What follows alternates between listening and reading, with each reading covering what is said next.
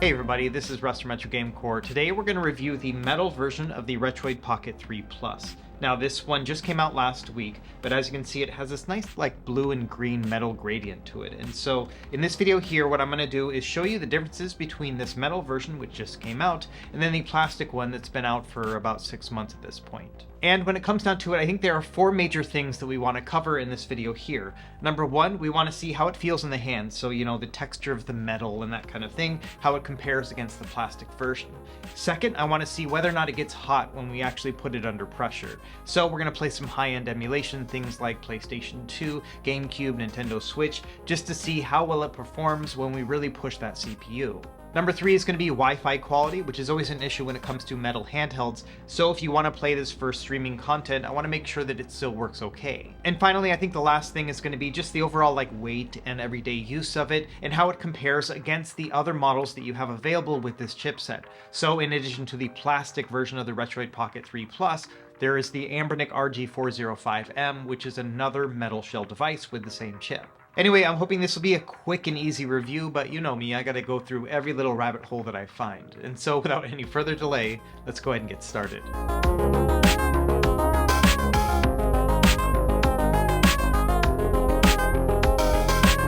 Okay, to start, let's talk a little bit about the Retroid Pocket 3 Plus Metal Edition. Number 1, you can find it on their store, which is GoRetroid.com. And as you can see here, the price is about $180, and that's before shipping or any applicable taxes. Now, in addition to the obvious metal shell that comes with this device, it also has one other upgrade, in that it has Hall effect joysticks. This means you won't have any dead zones with your joysticks, and then also it won't develop stick drift over time. Now, on their page, it does give a listing of all the different specs. I've gone over this in detail with my other Retroid Pocket 3 Plus review, but I just want to make note here, it has the same processor and screen and RAM and internal storage. All those things are exactly the same as it was with the 3 Plus. And if you've watched my previous reviews, you know this is a pretty decent chipset here. And I will do some performance testing here in the video just so you can get an idea of what to expect if you do pick one of these up. Now, also on the website, you have other handhelds available, including the original plastic version. This one has 8 different colors to it, and I think all of them are actually pretty good. And the plastic versions will be $30 cheaper than the metal edition. Now, in between these 2 releases, there was another one, which is the Retroid Pocket Flip, which came out about a month or 2 ago.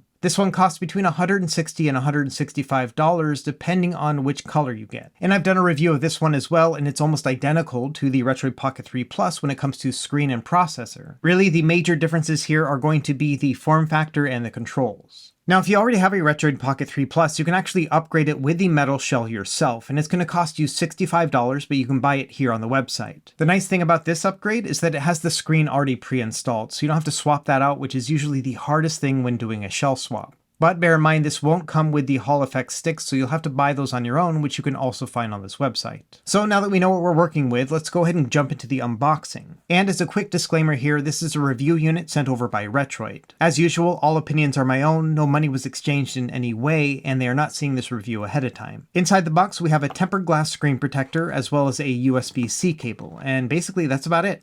Let's go ahead and jump into the actual device itself, and first impressions right here is it's not as heavy as I was expecting it to be. In fact, just by holding it in my hands right here, it feels very similar to what I would expect for the plastic version. So if you are worried about weight, I don't think it's going to be a big deal, but of course we'll check that out later. The only other big difference I see here is that we have this plastic strip on the top, which is where the Wi-Fi antenna is. And this makes sense because Wi-Fi can't really travel through metal, and so this really is going to help when it comes to your signal. Other than that, everything looks identical, it just has a different feel to it because of that metal shell. It's a little bit cool to the touch, and I also feel like it's very sturdy. Now, the plastic version was pretty sturdy on its own, but this one seems to be a cut above. Now, generally, I prefer plastic devices over metal. They're more lightweight, and often the controls just feel a little bit better. However, I will say that with the D-pad on this device in particular, it actually feels very good with a metal shell. The D-pad here has a soft click touch to it, reminiscent of something like the PS Vita. And I don't know what it is, but the combination of this soft click and with the metal shell underneath does feel very satisfying.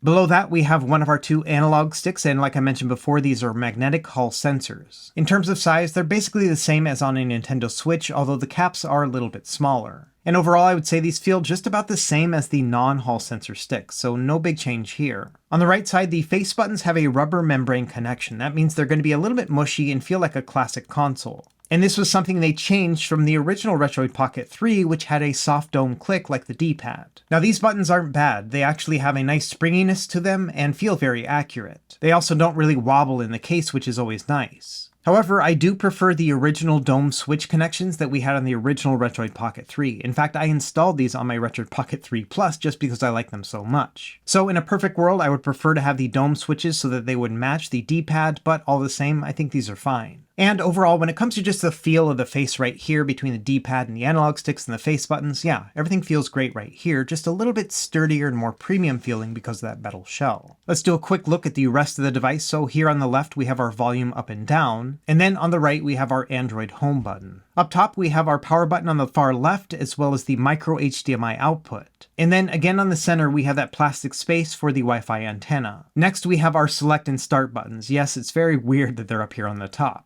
And then finally, we have our shoulder and trigger buttons. These feel great, although I wish that the triggers were analog. And then to round it all off, on the bottom, we have a micro SD card slot, a USB port for charging, and then our headphone jack. Okay, so that's a quick run through of the device. Now let's talk about the fit and the finish of this metal shell. To start, I really like this gradient here. I know I've heard people saying that they wish they had other color options, but honestly, I like the fact that they just chose one and really went for it. I like the fact that they used lighter colors. It just brings a nice balance to everything. And the finish that they have on this paint here just reflects really nicely against natural light. And so depending on your preferences, I think this does look pretty sleek. Now, this isn't the first gradient handheld I've seen. In fact, the first one was the Anbernic RG280M. And this one came out almost 3 years ago at this point. And while I love the color scheme of this one, I also didn't like the fact that the blending of the paint colors just wasn't done very well. And so I always thought this one felt a little bit amateurish just in overall design. By contrast, I think the gradient blend right here with the Retroid Pocket 3 Plus is just really subtle and nice. Now in terms of texture, I would say that the metal here is quite slick. It doesn't really grip into your hands. In fact, the plastic models of the Retroid Pocket 3 Plus, especially the transparent one, has a much nicer and grippier texture.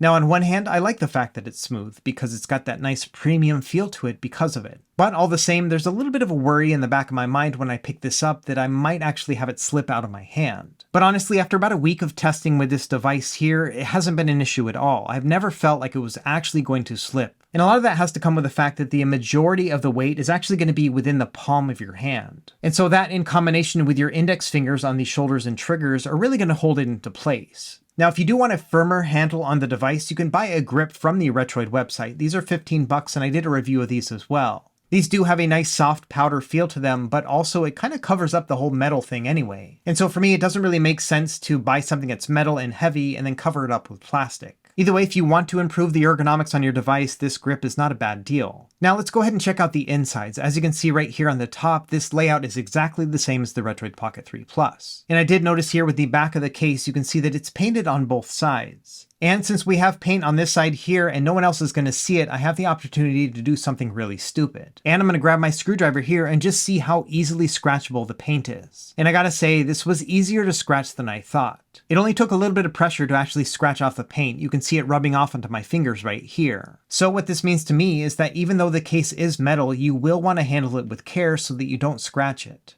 As an example, this is a device I consider to be pocketable. It's about the size of a modern day cell phone. And so because of that, I think you probably would be tempted to put it in your pocket, walk around town, things like that. And really my only warning here would be to not put it in the same pocket as something metal like your keys. And also I would recommend installing the screen protector that comes with the device. Either way, yes, the metal version of the Retroid Pocket 3 Plus is definitely pocketable, but you still want to handle it with care. Okay, next up we're going to do some testing to see how it will perform in terms of just overall heat when under a load. To start, I want to mention that there has been a recent update to the Retroid Pocket 3 Plus, and after you've done the update, if you swipe down from the top, you will see there is now 3 options when it comes to what they're calling performance mode. Now the performance mode is the stock operating mode that first came with the Retroid Pocket 3 Plus. And the extreme one is a recent update that came out about a month or two, and I made a video about that as well. And finally, there's a balance mode if you want to save battery life if you're playing something lightweight. Either way, for my heat testing here, we're going to put it on extreme mode just to try to tax it as much as possible. So to start, we're going to do the wildlife stress test from 3D Mark. This is a 20-minute test that's basically going to push the device to its limit. Now, as we zoom in, you can see the CPU, GPU, and battery temperatures all in a row. And surprisingly, the metal version actually stays a lot cooler than the plastic one. We're seeing about a 15-degree difference in the CPU and GPU temperatures, and the battery is about 5 degrees cooler as well.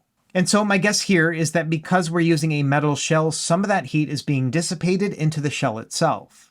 And if you're curious, here is the end result scores right here, and as you can see, they're basically identical. Same thing with the battery life, we lost about 6% altogether with both of these devices in extreme mode. So in terms of performance, it looks to be exactly the same, at least when it comes to benchmarks. Now, in addition, I did spend a couple hours straight playing like GameCube, PS2, 3DS, and Nintendo Switch. These are the emulation systems that are really going to tax the hardware because it can't play all of these at full speed. And I found that yes, the device does get warm over time, but I wouldn't say it's unpleasantly so. In fact, I would consider it to be something that's just at the cusp of being noticeable. It's one of those things where you're like, hey, this is starting to heat up. But I found that after you first notice it, it doesn't really get any warmer than that. And so I would say it's perfectly acceptable in terms of the heat on your hands. And honestly, the Retroid Pocket 3 Plus also got a little bit toasty in the hands as well, and it seems to be very similar to that experience. Either way, long story short, I would say that I'm personally not worried about the heat that's coming from this device, although it will be noticeable. Okay, another thing I was worried about is the Wi-Fi strength, just because of the fact that we're using a metal shell. And so I did a speed test here using the exact same server, and as you can see, these scores are basically identical between these two as well. And so I think here, in terms of just the Wi-Fi strength, there's nothing really to worry about. Just to be thorough, I also tested another metal device. This is the Anbernic RG405M, and I'm not sure if they're using the exact same chip, but you can see that the scores here are pretty similar. The download speeds are a little bit lower on the RG405M, but I would still say this is pretty good. Additionally, I wanted to do a practical test, so let's do some Xbox cloud streaming next. And there's a couple things going on here. Number one, when it comes to streaming, I found it to be just fine and normal compared to what it is with the Retroid Pocket 3 Plus. The other part is that my experience when cloud streaming on these devices is not the best, and that's because I live on Hawaii, and so the lag can be pretty bad. So as you watch this footage, you might see that I'm detecting a little bit of lag here. It does feel just a little bit slow, but all the same, this is a very normal experience for me and the location I live in. So again, I think when it comes to Wi-Fi, I don't have any worries here about this metal shell in particular. Okay, before we get into comparing to other devices, I do want to talk about just the general use and performance when it comes to the Retroid Pocket 3 Plus. And so let me quickly walk you through that experience and what you can expect if you do have one of these devices. Number one, this is an Android-based handheld and it will not come with any games pre-installed. So you will have to set this up like you would any other Android phone or tablet. Personally, I use a front-end launcher that you're seeing here called Daigisho. This allows me to navigate through my various retro systems, but then I also have easy access to all of my other Android apps that I have installed, and there's some robust settings within here as well, not only our Android settings, but also those within Daigisho. So this is my recommended way of setting it up. I actually have an Android guide linked in the video description below, which will walk you through this whole process. Either way, I'm just going to assume that you have already set up your device, so I'm going to walk you quickly through the experience of playing some of these games. To start, when it comes to these lightweight systems, handheld systems, 8-bit systems, 16-bit systems, all of these are going to play just fine. For the majority of these retro systems, I recommend using an app called RetroArch. This is going to allow you to basically jump into any of these games and have standardized hotkeys and settings among all of them. And so when it comes to retro systems, all the way up to like the 16-bit and 32-bit era, including arcade games through the mid-90s, you'll be able to play them on this device. Moving on from there to what I call the 3D era, this is going to include things like PlayStation 1, Nintendo 64, and Dreamcast. Yeah, all these play really well too. In fact, because these screens have a resolution of 750p, that means you can upscale them to either 720p or even 1080p for many systems, and you're going to get a nice upscaled rendering quality. It's going to look like remastered versions of your favorite classics. Another system that does really well is PlayStation Portable. Because this one is 16:9, it's going to fill up the entire screen, which looks really good on these Retroid devices. Now there are some systems that won't play at full speed. One example is going to be Sega Saturn. Most of these games will play just fine, but you will find some here and there that will not play fully. So I don't want to say that everything's completely playable on the Saturn, but most will be. From there, performance is going to get a little bit worse. So for example, with GameCube and PS2, I would expect to play about 50% of games, but you can get better performance if you're willing to tweak the settings. And it's going to be similar to Nintendo 3DS, although performance will be a little bit worse. I would expect maybe 25% performance altogether. And when it comes to Nintendo Switch, only very few games are going to play, mostly 2D and lightweight indie titles. Either way, that's what you can expect when it comes to performance on the Retroid Pocket 3 Plus. Now I want to do a couple comparisons against other options. To start, let's talk about the weight, because I think this might be a determining factor among all of these. Number one, the Retroid Pocket 3 Plus metal version is going to come in at 287 grams. That makes it about 40-45 grams heavier than the plastic version. For another comparison, you can see it's about 15 grams heavier than the Retroid Pocket Flip. This one here is quite a dense little handheld just because of the amount of plastic that it has. Additionally, you can see it's about 20 grams heavier than the Anbernic RG405M. This one is also metal, but quite a bit smaller. In the end, I would say that all these weights are very similar when you're actually holding them in the hand. In fact, if you don't have a scale on you and you're trying to determine which one's heavier than the other, it's kind of hard. But I will say that each of these handhelds are quite a bit lighter than the next step up, which is going to be the AYN Odin. This one here is about 100 grams heavier than these other options, and you can definitely tell that difference. Now, I think when it comes to comparing against the plastic Retroid Pocket 3 Plus, it's not a very interesting conversation. After all, the only main difference here is just going to be the type of shell that you want to use. So when it comes down to it, if you want to save some money and you prefer a plastic feel, then this one's going to be a no-brainer. And vice versa if you prefer a metal handheld. Now, when it comes to the Retroid Pocket Flip, it's a little bit weirder. After all, this is a completely different form factor. At that point, metal versus plastic doesn't really matter. It's going to be about clamshell versus candy bar. So again, I don't think it's really compelling to compare these at all. Instead, I think the most interesting comparison is going to be the Anbernic RG405M. After all, these have the same chipset, but with a different screen and size. The Anbernic has a 4-inch display with an aspect ratio of 4:3 and a resolution of 480p. This means it's going to be very well suited for 4:3 systems, you know, the kind that played on the original CRT televisions. Meanwhile, the Retroid Pocket 3 Plus has a 4.7-inch display, but with a 16:9 aspect ratio and a 750p resolution. Now, in terms of price difference, the RG405M is about $10 cheaper than the Retroid Pocket 3 Plus metal version. But also bear in mind you will be charged for shipping with the Anbernic device too, so it's still going to be a little bit more than this. Now, the RG405M comes in two different colors. There's a gray and a black, and the gray one has a bit of a green tint to it that I really like. And when you actually have it in your hands, the green tint is much more subtle than it shows in the pictures. Also, in terms of just the overall feel of the metal, it's very similar to the Retroid Pocket 3 Plus in that it is a little bit smooth and slick. And one thing I really like about the Anbernic device is that it uses glossy buttons. These feel really good to the touch. Now, as I explained in my RG405M review video, this one feels really nice and compact and super small. In fact, when comparing it to the Retroid Pocket 3 Plus, you can see that it's a little bit thicker, but overall it just feels thinner because it doesn't have stacked shoulder buttons. So in terms of pocketability, I actually prefer the Anbernic one over the Retroid Pocket 3 Plus. And like I mentioned before, because it is a 4:3 aspect ratio screen, it's going to be perfectly suited for a lot of retro content. So if you're primarily going to be focusing on 4:3 content, basically all the way up through like PlayStation, Dreamcast, Nintendo 64, and even GameCube and PS2, then yes, I think this might be a great fit.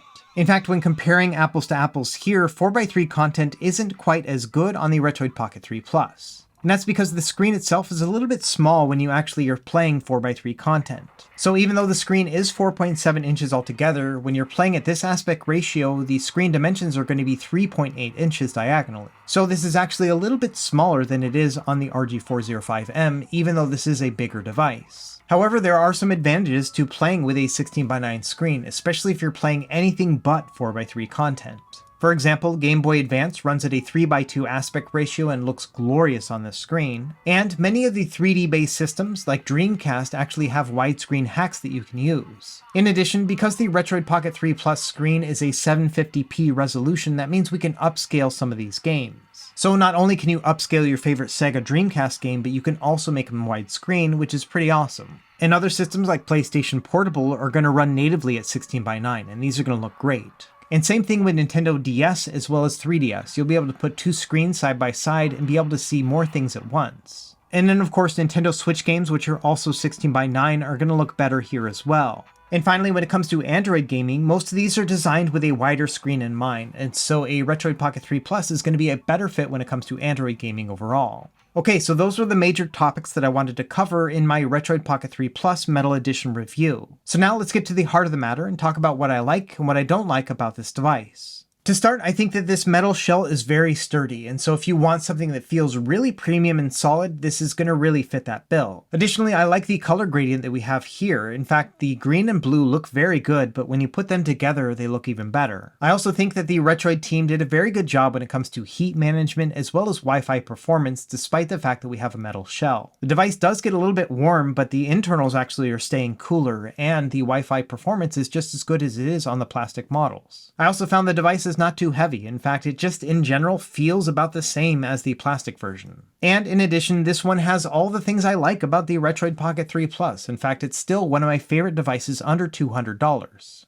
Now, of course, this thing is not perfect, so let's talk about some of the things I don't like about this metal edition. Number one, I'm not a huge fan of the rubber membrane buttons. I think they're perfectly functional, but all the same, I wish they had used the dome switch buttons they had used on the original Retroid Pocket 3. And this is the same complaint I had with the Retroid Pocket 3 Plus because they moved over to membrane buttons with that one. Either way, I would say this is more of a nitpick than anything because they feel just fine. I just would prefer to have the dome switches. Additionally, because we have the exact same case design as the plastic version, that means it's going to carry over those same design flaws from the other. The number one example here is the fact that the start and select buttons are on the top. This is still very weird to me 6 months later. And finally, the other thing that gives me a little bit of a pause about the metal edition here is that it feels like the Retroid Pocket 4 should be coming out at some point. If you've been following this scene for a while, you know that the Retroid Pocket 3 Plus came out very quickly after the original Retroid Pocket 3. And ever since then, there have been a lot of buyers who have been hesitant about a Retroid Pocket device. After all, who knows when the next one's coming out, but it has been 6 months from the 3 Plus release. And the idea of spending $180 plus tax and shipping on a device right now, knowing that a Retroid Pocket 4 is probably going to be coming out at some point, it does feel like a little bit of a risk, especially if you want to get the very latest and greatest from Retroid.